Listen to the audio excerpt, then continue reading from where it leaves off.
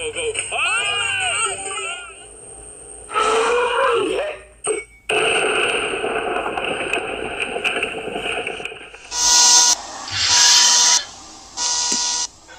Channel.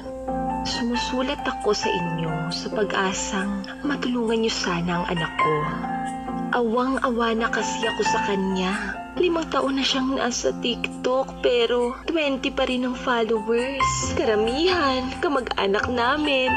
Dami account pa yung 5. Masipag naman siya mag-practice. Kaso minsan, 2 araw na. Hindi pa makuha ang step. Wala kasi siyang rhythm sa katawan.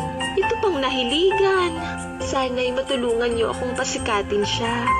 Or at least, kayo na ang magsabi sa kanya na wala siyang pag-asa. Salamat po in advance. Nagmamahal, Mommy Esther.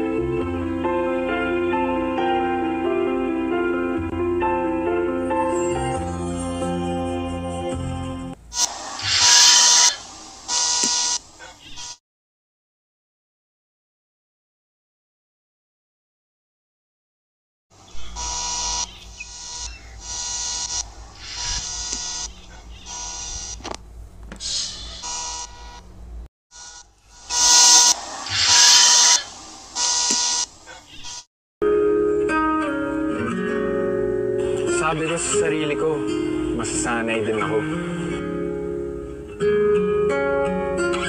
Ganun naman talaga, di ba? Hindi ikaw ang palaging pipiliin.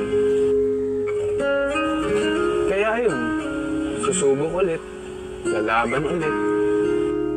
Titingnan kung hanggang saan ako kayang panindigan. Pero wala, bokya.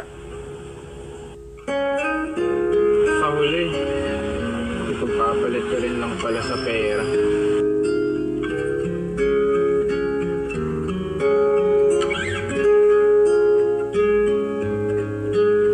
Parang wala akong halaga. Ang sikat-sikat na.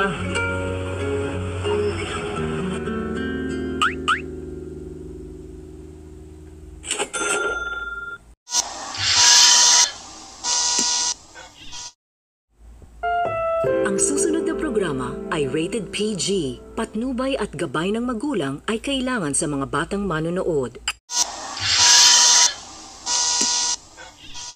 Kailangan sa mga batang manonood.